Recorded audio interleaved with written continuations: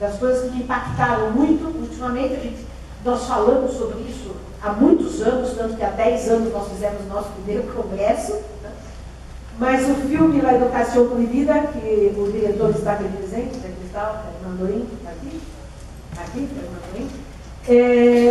me impactou muito quando eu vi, por mostrar exatamente o quanto essa educação mata a criança, mata a criatividade, acaba com o potencial humano. Quer dizer, a educação que deveria fazer brotar, fazer aperfeiçoar o potencial humano, essa educação mata a criança.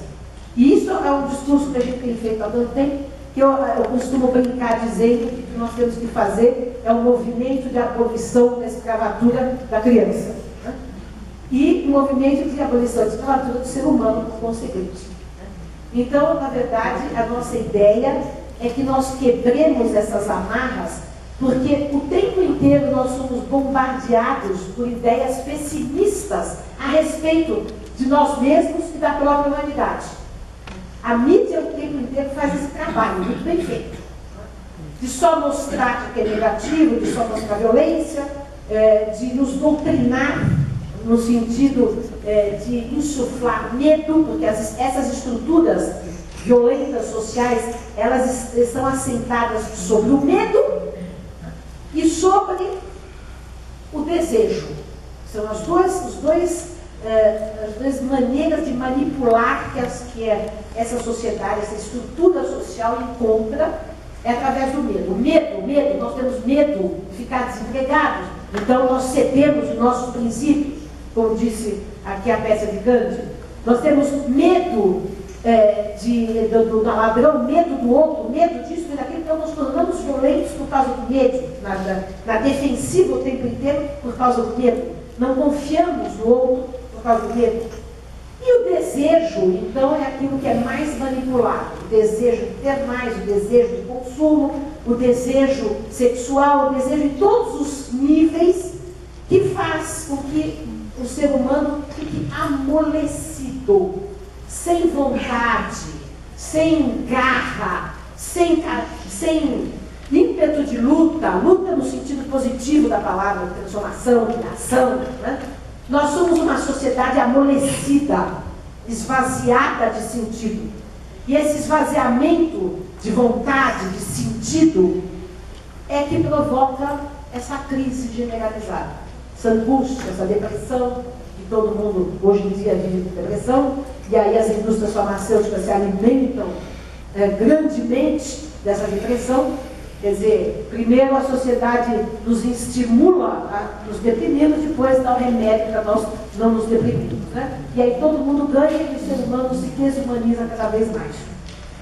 Então, nós temos que fazer um movimento contrário a tudo isso, e esse movimento contrário começa dentro de nós, nessa descoberta que o Eduardo falou tão bem, de nós mesmos, do nosso eu interior, e na descoberta do outro, vendo que no outro também existe esse eu divino, mesmo naquele que nós consideramos o mais endurecido, o mais criminoso, o mais caído, ali também reside um ser humano divino, que naturalmente está naquela situação de violência, ou de revolta, ou de criminalidade, como consequência de uma sociedade que não estimula o bem, mas só estimula a violência.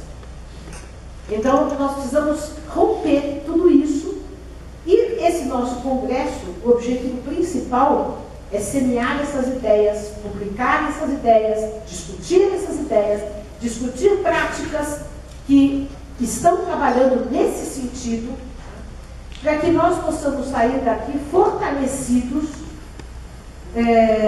entusiasmados, revigorados, para que possamos, cada um de nós, nos tornar agentes multiplicadores de um novo paradigma de educação, um novo paradigma de sociedade, um novo paradigma de convivência entre todos nós. E esse novo paradigma de convivência implica principalmente, eu sempre digo isso, e por isso me proclamo orgulhosamente anarquista, na quebra das hierarquias e dos sistemas de poder. Porque as nossas relações de poder é que também nos desumanizam. E esses poderes, eles podem ser familiares, entre os sexos, entre os povos, entre as nações, entre governos e governados, entre professores e alunos. Né? Quando nós temos relações de poder, nós não estamos nos relacionando com o outro enquanto um ser inteiro.